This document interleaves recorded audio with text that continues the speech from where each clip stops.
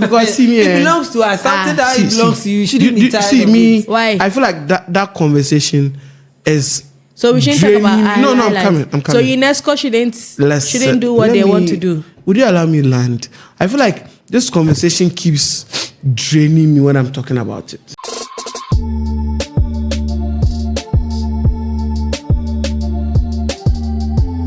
Of going global, MUSIGA and UNESCO are teaming up to take Highlife music global, and it's not just Wooly who wants to go global.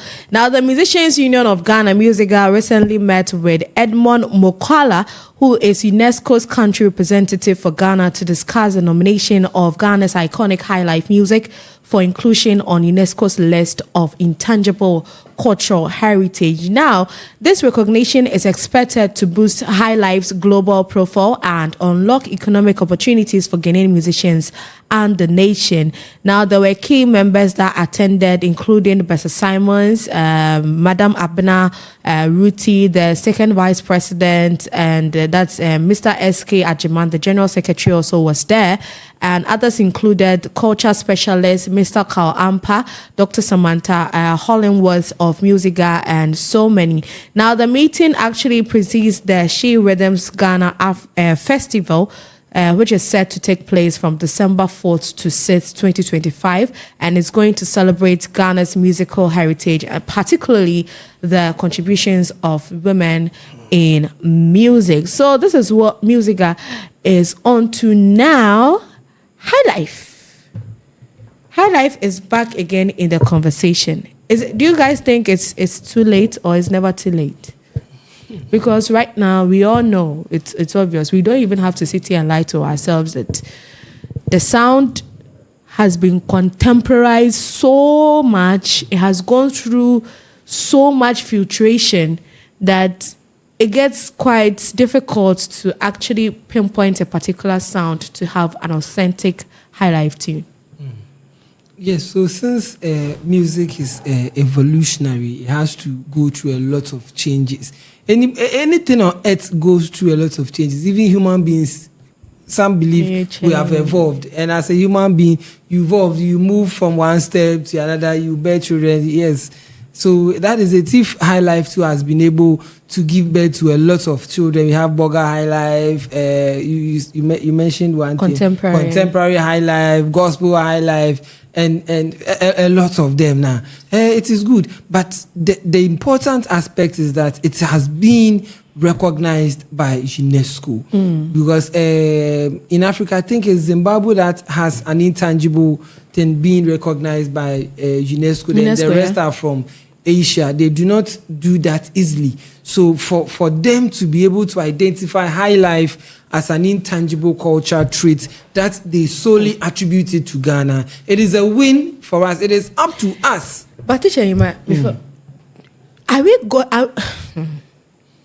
is it going to be possible for us to achieve that? Because you know that just as this whole Afrobeat conversation, Highlife is also one thing that we still sort of fight about with other countries. Nigeria, the last time, which other country? Since UNESCO has been able to identify Ghana with the Highlife, there shouldn't be any problem with it because UNESCO, it is one big arm of UN. So if they have been able to identify Ghana to be associated with an intangible art such as Highlife, then it should end that brouhaha around it, whether Highlife is for Nigeria or it is for Ghana. UNESCO has stated it, printed it, blank, finished. It is up to us as a country, as an industry, as musicians, as players of the musical industry, should be able to harness the benefit that we are going to get from these people. I hope you understand. So since they've been able to come here, I think they are going to come here with programs. They shouldn't do all these programs in Accra. That is my problem. It shouldn't be centered in Accra because Highlife itself didn't even begin in Accra. Ooh.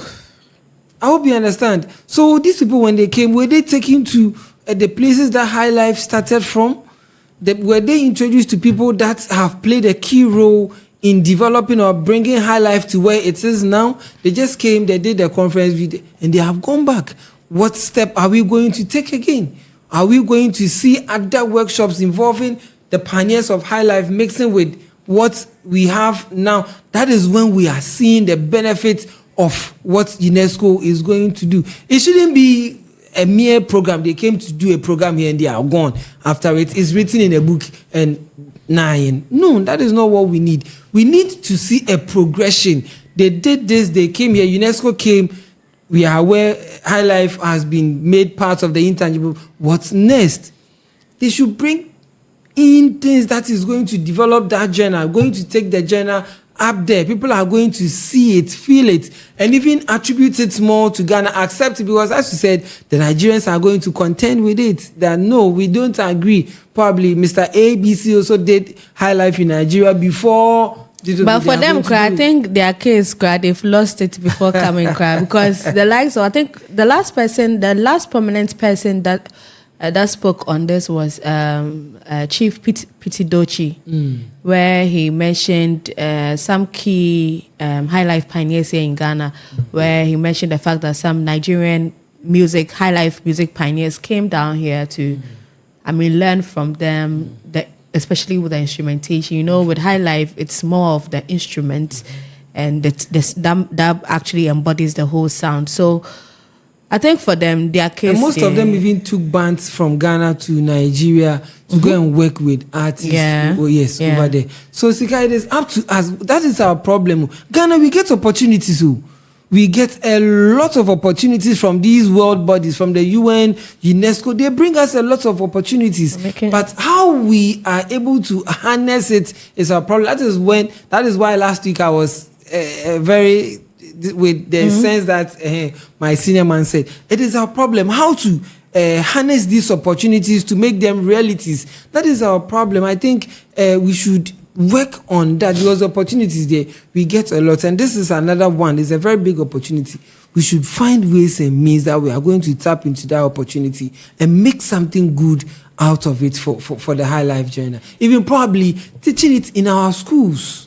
It should be in our schools. We should teach our children about Highlife. We should, every day I'm advocating for studios in our schools, for bands in our schools, from basic school to the SHS. We do not have them. We are teaching children about music, but come to my school, we do not have any musical instrument. What we have is a bell. Then we use it for break time, please. Some students, they don't have sanitary facilities. You see that? I'm advocating there. Yeah. Within every cluster of school, we can even have one studio for them. So a Fiokuma cluster of school, or even Sekenita Kradi, we can have even one big district. Yes, even district. We can have one big studio with drums, with the organ, with everything that has been scheduled for schools to go there. So if today a school from Sekenita, I hope you understand. The children will. I understand. Would even before we even get to that, if we have functioning centers for cultural. What's the name for national culture? If we have working and existing ones, exactly. At least it can even serve as an avenue where we have creatives or students learning, having a course in creative fields, also get in there and then learn a thing or two. But here is a case where we don't, especially when it comes to the Western region. We don't have. It's a white elephant. We don't have, but Willie, talking about this whole Highlife conversation, as I said earlier, it has gone through lots of filtrations, and people believe, I think the last time we were talking about Kwame Yeboah made some statements about how we've actually lost basically the soul of Highlife. Is there a way we can modernize Highlife in a way that we are not going to lose the core soul of this genre? Are we not tired talking about Highlife? Like, why should we are not tired? Because see me, it belongs to us. Something that it belongs to you. You shouldn't be tired. See me. Why? I feel like that conversation is. So we shouldn't talk about No, I'm coming. So UNESCO shouldn't do what they want to do. Would you allow me land? I feel like this conversation keeps draining me when I'm talking about it. Hey. Because I feel. Yes. My bread. This Highlife conversation today, Highlife. If Highlife was a human being, it would talk. Today, Highlife. Say tomorrow, Highlife. Let's go this way. Oh, it's dead. Oh, it's not dead. We can do it this way. Oh, see. Let's understand that it is a genre that came made, it has accomplished what it will accomplish. It is still ours. Those who can do it should do it. Let's stop making it look like it's a national agenda. We want to push Highlife to the level. It should be. But listen. Is everybody in your country doing Highlife? No. What happens to those who are doing hip hop? What happens to those who are doing R&B? Or those who have adapted Afro and now are fully Afro people? Have we thought about all of them? All we think about is, hey, Highlife is our own. It's our own, so let's project Highlife. But let's do this. If we don't have one genre that we are all focusing on, how then are you going to happens to gospel music? No, gospel music is more about the message. Oh. What happens to it?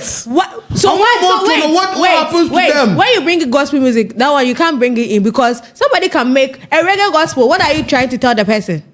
I'm just a gospel with a gospel song with a reggae tune. You see, generally, if you talk about, I think our gospel songs are all Highlife. Listen. The moment you talk about Highlife, our people believe you need to sound a certain way. That's why we still have legends who sit on TV and say Highlife is dead because the song didn't have this instrument. Because the instrument that actually embodies it, that brings out the soul, that gives it the Highlife feel, we are lacking it now. Mm-hmm. That is their reason. And it's very valid. See, we trying to force it on people. You see, I feel like Azonto was what belonged to us. And what did we do? Listen, that was the baby we failed to carry. Now, we want to go and say, we want to make the grandpa a young boy. Get it this way. The Highlife is the grandpa. Get it this way. It's like, you have grandpa and you have a young baby boy. Now you want to send someone to a football academy to go and play football and and become the shining star in the family. Now the young boy you sent to academy, you couldn't even buy the boy ball boots. You couldn't support the boy's football, and the boy has lost interest in football now. So boy no put there, be different. Now you've heard that football is a good business that is lucrative. There is money in. So now grandpa no tifie na sisi on tumi nya bibia no on na ye force ade na kobobo no. No, like, see, we can. So what you're saying basically is Highlife has lost its essence. We can give back to something new. Like what? Something new because because right now all of our artists are hopping around have identified as Zonto. Why did they identify Highlife? That is why I'm trying to tell you that it is omu for the research. No, I think that is also so because in a way or the other, we are still doing Highlife. There are still Highlife elements in our songs, but nobody is actually doing Azonto. If we want to admit that we are doing Highlife, then there shouldn't even be questions that, hey, is this song Highlife? Hey, then we can make it that every Ghanaian song is Highlife, even if it sounds Afro. Because that's what we want. That's why we want the conversation to be. Well, we cannot take away the fact that there are some elements that make up. Exactly. The music has been changing from day one to date.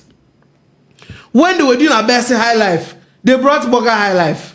From Boga Highlife, they brought what. The up onto those who picked it.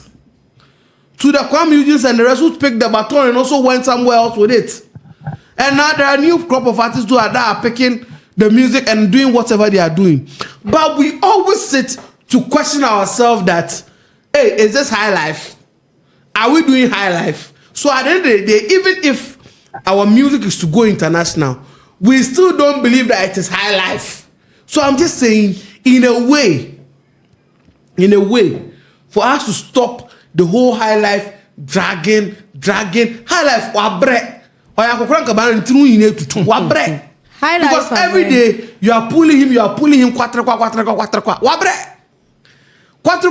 The Highlife is tired.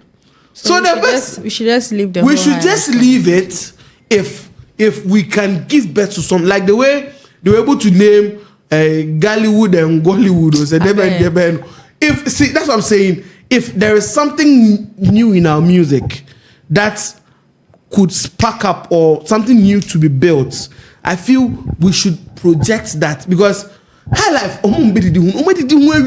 yeah. The moment we keep, it's like every day, it's like when we are going around the circle, who cross the circle, we are winning say hana woko. And I hana woko. But it's like every day when we get there, oh, high life crab to me, then we go around the circle again, we come back. Oh, that is our problem as Ghanaians. And until the day we understand that high life or mom bedi home wedi die rio into one no be people from radio ni ye na be am for tie dio. Do that and it will help you. Do that and it will help you.